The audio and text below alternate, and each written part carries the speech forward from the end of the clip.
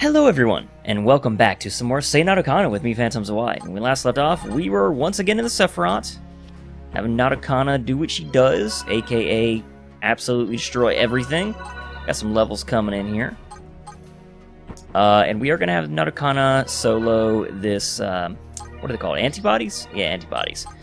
Just doing a little recording before bed, so this is probably going to be a pretty short episode, because I do need to get some sleep. But I am hoping I can finish the game really soon here. I'm basically putting off doing Danganronpa 2 right now, because I just want to finish Seinarukana. It's been going for so long. But anyway, let's have Narukana switch over to her force-based ability, Leviathan 1, and engage this guy.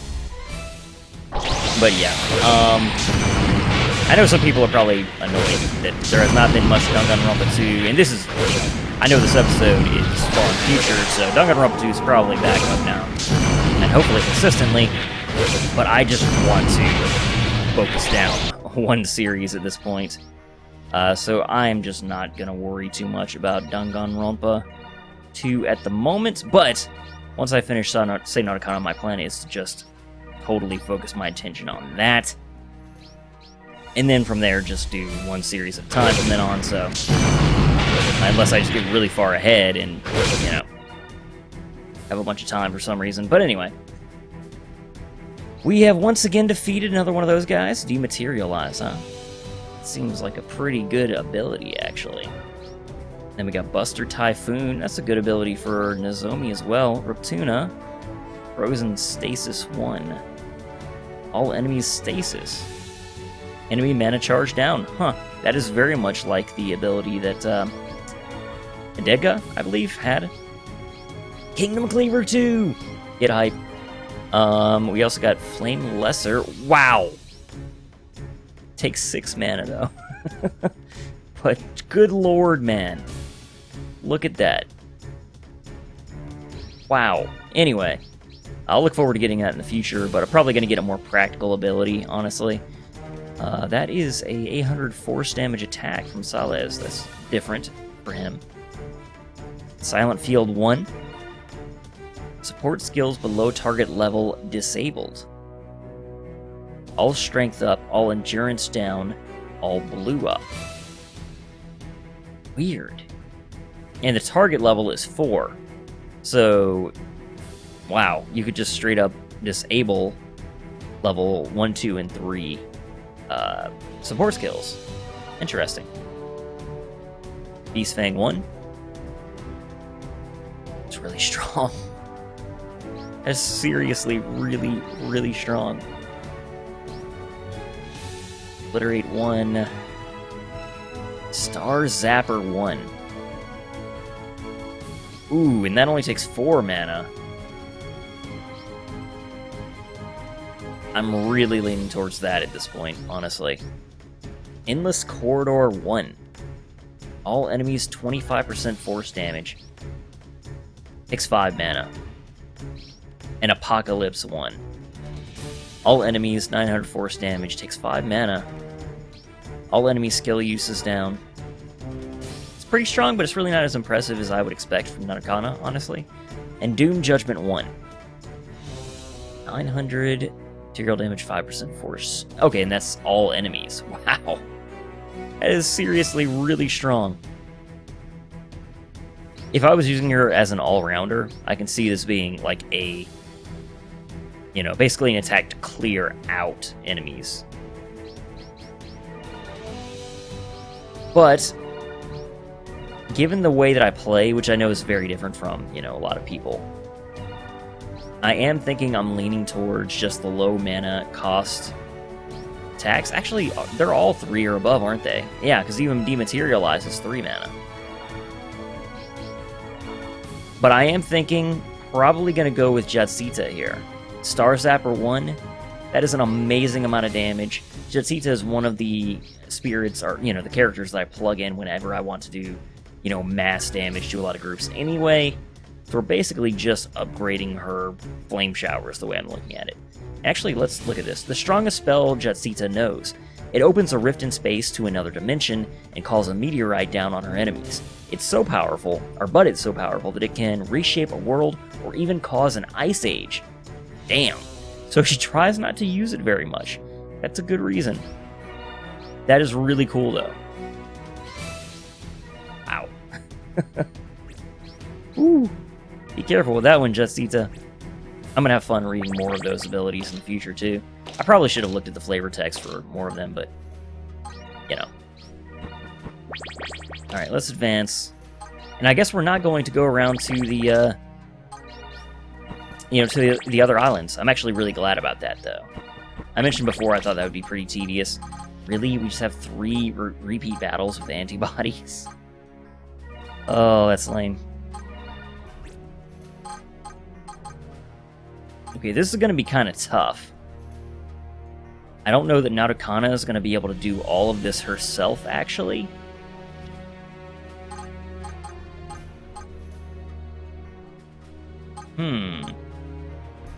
So what I think I'm going to do is I'm going to have her go forward and take out, or basically use her for all of the first round. And I'm going to have another group play cleanup. Just mostly so she doesn't run out of her abilities. But yeah, we do know that she will have no problem against these guys. It's just a matter of her running out of skill uses. And we can't back up right now, is the real problem. Because we're actually on the teleport square, so until we clear out the square where this guy is ahead of us, we aren't going to be able to back up to the teleporter, which, the teleporters activate when you step on them. So we have to actually back up and step on them in order to use them. Alright, so I want to make sure that I have a good formation for a squad that can actually finish them off.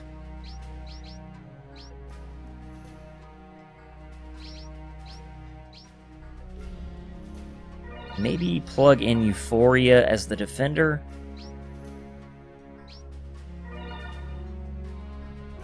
I'll take a look at her defenses. Aura Photon Barrier 1. It defends against all, which is the main thing that I'm looking at there. Yeah, and then I'll have Justita here. Naya will Fireball. And Justita will use her Flame Caladrius. Yeah. So that'll be our mop-up squad here. They're gonna be slow.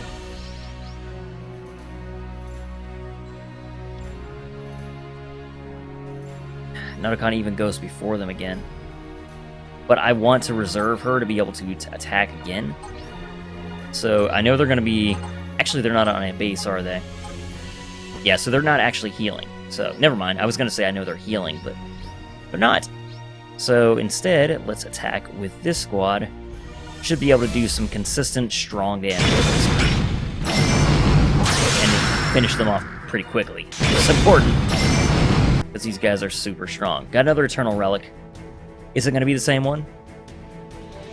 Okay, it is. So, actually, I'm going to take a minute here. I'm going to read a bunch of flavor text. Because I do find the universe of these games, I find immensely interesting. I think the idea, and I know I've mentioned this before, but I find the idea of Eternals and the reincarnations and Eternity Swords and, all this stuff to be super cool. I'm a huge nerd. Alright, so Satsuki concentrates on compressing a vast amount of mana into brilliance, while Sharian directs the attack to pierce their enemy. Okay. And Buster Typhoon 1, when Nozomi's embarrassment and anger become too much for her, her legendary fist roars. She enjoys the feeling of liberation, and Prinesty, or Pristinity, I think that's how you say it, boosts her strength to truly mythical levels. The first time Nozomi used this was when Nozomi walked on in her while taking a bath. Great. I'm impressed that non-eternal Nozomi was able to survive a 900 material, 5% force damage attack when he was just a human. Maybe a little inconsistency there, but it's obviously just being silly. I can appreciate that too. Okay, so Frozen Stasis is, it's a utility move. It's not impressive from a damage perspective or anything, but... this skill heavily refines blue mana and then releases it in a frozen blast, colder than anything found in even the most intense blizzards. Kingdom Cleaver 2. Normally, this attack sacrifices the user's balance to drive back surrounding enemies, but with the power of an Eternity Sword, it can send out a massive shockwave instead. Flame Laser 1. Pro Lance's heat rays are so intense that they exhaust the oxygen near them instantly, which ironically ends up extinguishing the flames. I don't like using it often, though, since it creates an enormous amount of dry heat.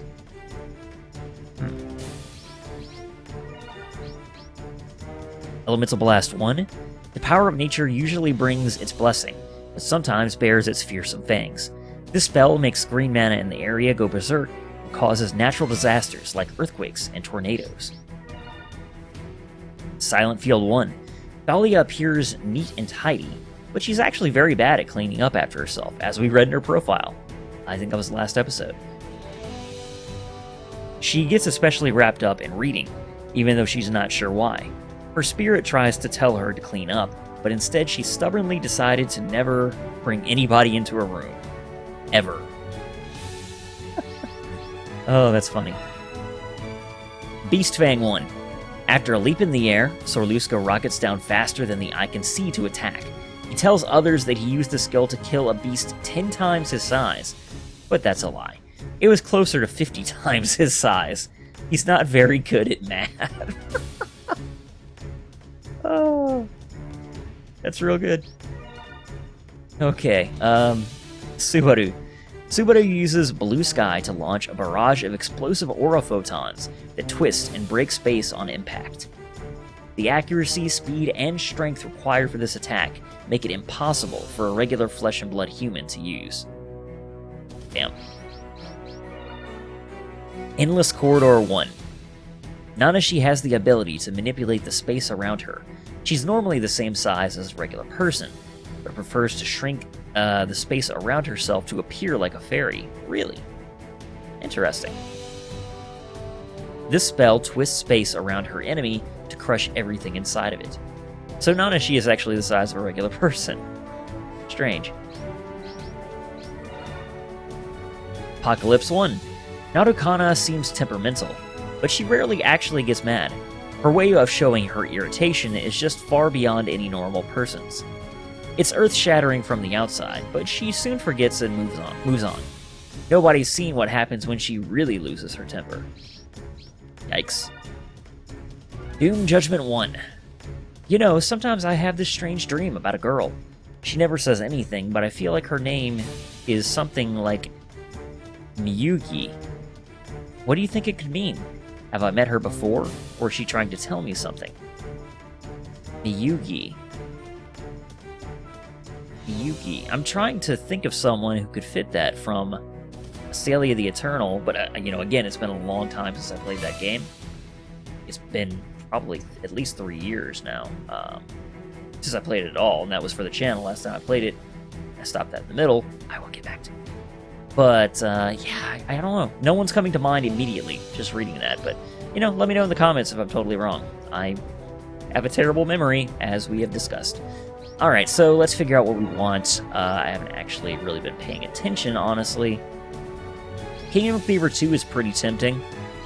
I mean, it takes literally the same amount of mana, and it's just a straight upgrade, which is awesome. Flame Laser is just too much mana.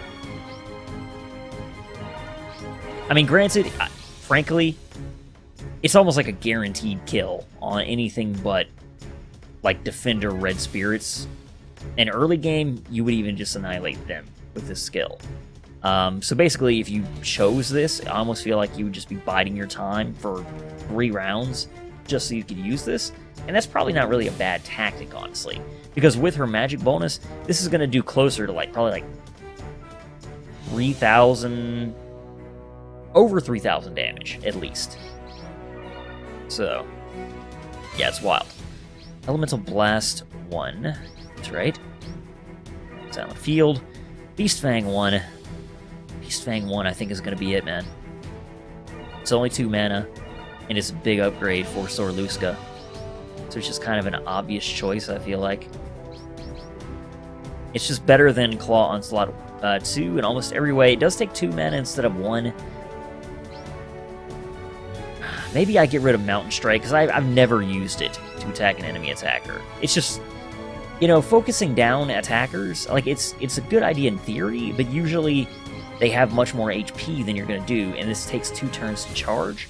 So they're a little impractical unless you're putting on a, what is it called? A mana distributor in the support role, like, you know, Nozomu does with his Mana Link, that's what it's called, Mana Link abilities. And I don't really tend to do that, because Nozomu is just so strong. I'd rather be using it for other things. Same thing with most of the others who have that ability, but I could do that, like with Zetsu and other Black Spirits too, come to think of it, but either way, I think I am going to get rid of that for Beastfang 1. I play a little more traditionally, maybe a little boring, some people might say. You know, the way I play is definitely fairly vanilla. It would be fun to kind of do like a challenge run of this game sometime, and try to challenge yourself in ways like that. But, you know, there's definitely no need for it when you're just going through the game. Okay, and we're going to do a bunch of damage to him. First we'll have Team 3 mop up after Narukana does most of the damage. The reason I'm having Narukana go first is because we don't have to worry about Void Stirring 2 hitting the other group, because they kill him, and Narukana can easily defend against that. So, you know.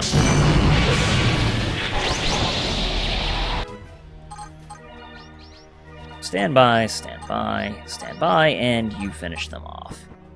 Then we'll have Narukana go back and recharge.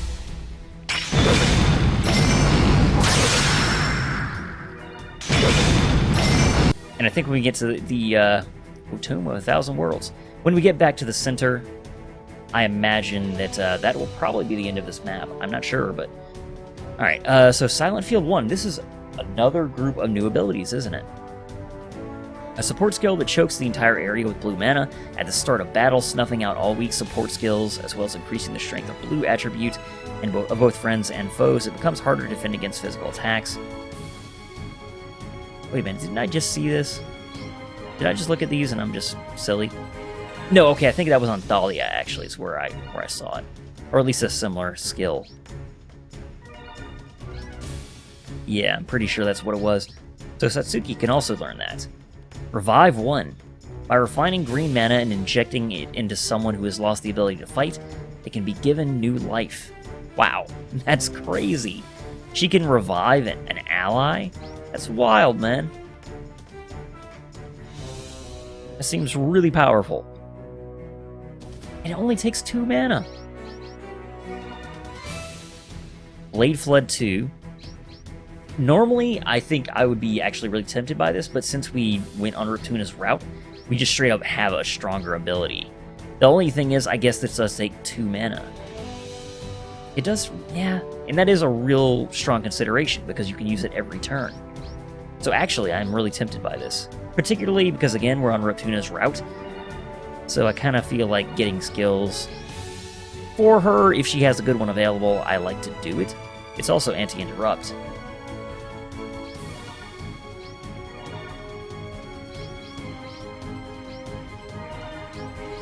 Let me take a look.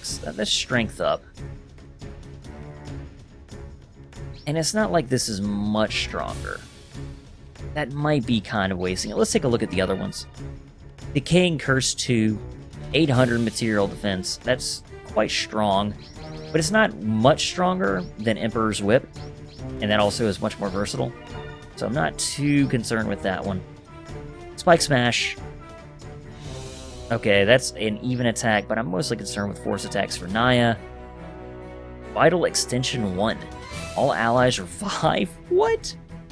Solidus' Guardian Spirit appears as nothing more than a withered old tree, but it has immense power and can even create life from nothing. The price, however, is immense, as life must be gathered from all over the world.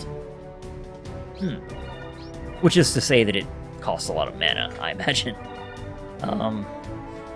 So you can revive more than one ally. The thing is, at most, only 2 other allies would be dead. The really cool thing about this skill, though, is that it is a setup skill. So you can anticipate being defeated, and actually, when I look at it that way, I'm like, wow, even Salas could die. So you could actually, literally, your entire team could be wiped by one spell, and this would revive everyone. That's crazy. Granted, it's probably got limited usefulness, because frankly, if you're planning your attack well, you're not going to really have your team die anyway. So the revive skills are kind of like a crutch. I mean, maybe that's a bad way to think of it, but I can't help but think of it that way, if that makes sense. So I'm still pretty tempted by the more traditional stuff. This costs 3 mana, otherwise I'd be really tempted by that. Heaven's Gate 1. It's a nice force attack for Sorluska. It does take 3 mana again, though. Protection Red. Meh. Arc Flare. All enemies. Good lord. So this is even stronger than Star Zapper, and that's what I thought this was our ultimate spell. And then we, literally, the next Eternal Relic we find is a stronger spell. Okay. Bara Sturda is madly in love with Jetsita. He used to be thoughtful, but all that disappeared when he first met her. He'll use his holy flames to incinerate anything that stands in her way without mercy. From powerful foes to little rocks she trips over, everything is reduced to ash. Okay, so this is her guardian spirit, not actually Jetsita's spell. Okay, I understand the difference. Makes sense. That's pretty terrifying. Okay, Flabellum 2. That is... It's a green skill. It's not as strong as Excalibur 2, but does some force damage. It's also penetration. But I'm not too worried about it because Excalibur 2 is so good, is the way I feel. And Surging Aura 1. I talk to you whenever I have time. I close my eyes, imagine our minds connected, and can hear his voice. But when I do, I see the shape of something else. It's not what he usually looks like. It's more like a sword sheath. It's kind of mysterious. Yeah. All attributes up and combat mana up. Okay, so it's a pretty weak defense, but it raises all of her attributes. Man, you can turn Euphoria into just a monster with the right combination of stuff. Like, she's a glass cannon. I imagine if you put this on her, use Holy, and then use, like, Petite Remover 2, that is 2 all-attribute up abilities, and you can stack them, literally, in the same turn. It does take 3 mana, though.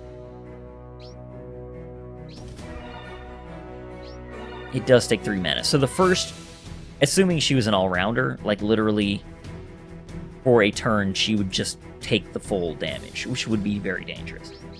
But just imagining how hard she would hit with that, man, it's insane just to think about. And it's awesome. That's something I'd like to try one day, just for the shits and giggles of it. My break, I also didn't read. A support skill that uses black mana to disrupt the enemy's ability to concentrate and draw elemental power. Okay, let's look through these again real quick and make a decision.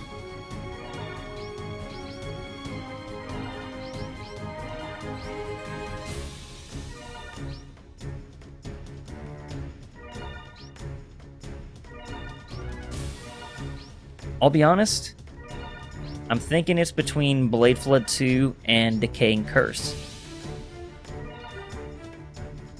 And I think it's going to be Blade Flood 2, mostly just because this is a Reptuna playthrough. So I'm just prioritizing her moves.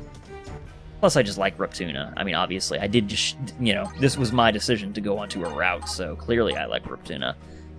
So I'm going to, give her a little bit of preferential treatment there, I think.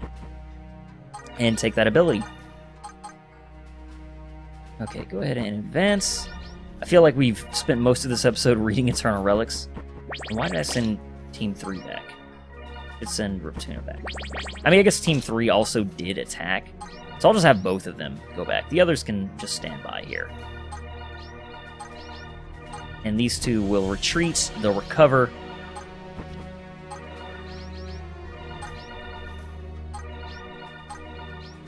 And once they are recovered, we'll have them return, and we'll take out that last enemy with Narukana. I want to say Reptuna. I've got Reptuna on the brain. What can I say? Okay, and we can reinforce with this squad, but there's no one in the squad who she can level up. I was thinking I could, you know, maybe get a handy level out of it, but no such luck. Let's just wait around for a little bit. This is going to take a couple of rounds, because mostly we want to get Narukana's abilities back up to full. Oops. One more go-around is probably enough. Okay, almost. Okay, we'll go ahead and have Reptuna, or rather Narukana again. Narukana, not Reptuna. I know they do look similar, but we read about the reason for that.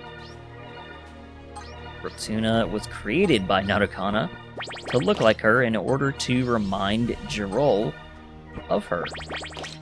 That is crazy, man. I never would have expected that. I just thought that the character designers liked black-haired girls. You know, didn't think much about it.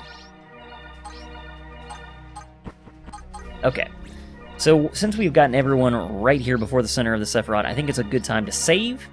I'm going to continue for a couple more minutes here, but this is probably going to be wrapped up really soon here.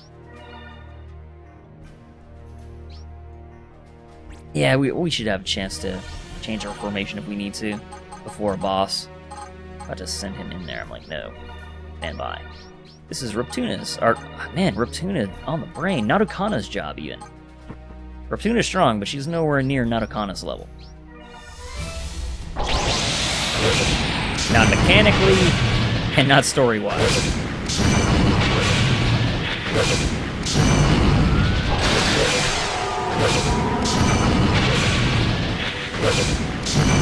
And Narukana almost finished him off by herself. Alright, now have Team 3 go in and finish him off.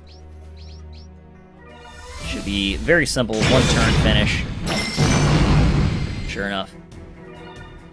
Okay, we got another Eternal Relic. This is the same one, right? Tomb of 1,000 words, was it? I don't remember. Silent Field 1... okay, the other one I was leaning towards was actually Decaying Curse 2, so I'm going to give it a quick once-over, but I think that's what we're going to go with here.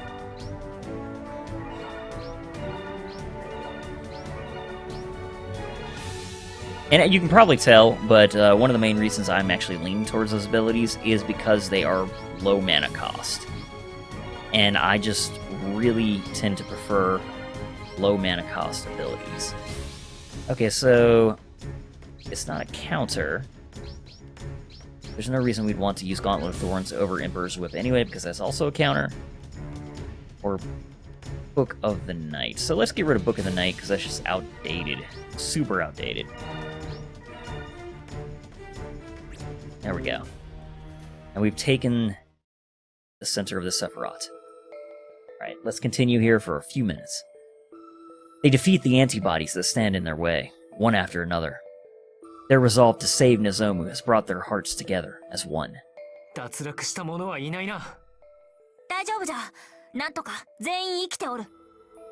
Because of Narukana. You haven't even fought.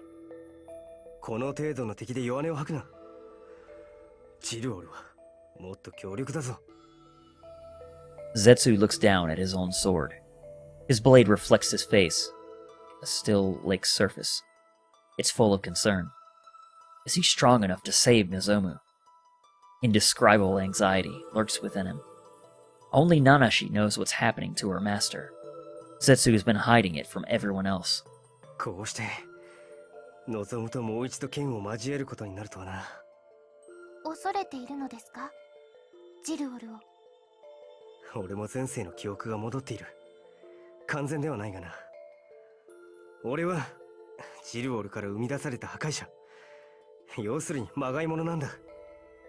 Okay, so a little background for Zetsu.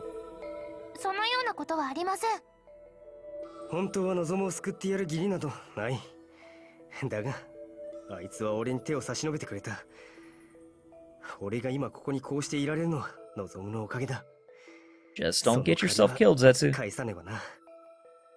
そうですね。きっとそれがマスターにとっての幸せでもあります。何やってるのよ。行くわよ。ああ、すまん。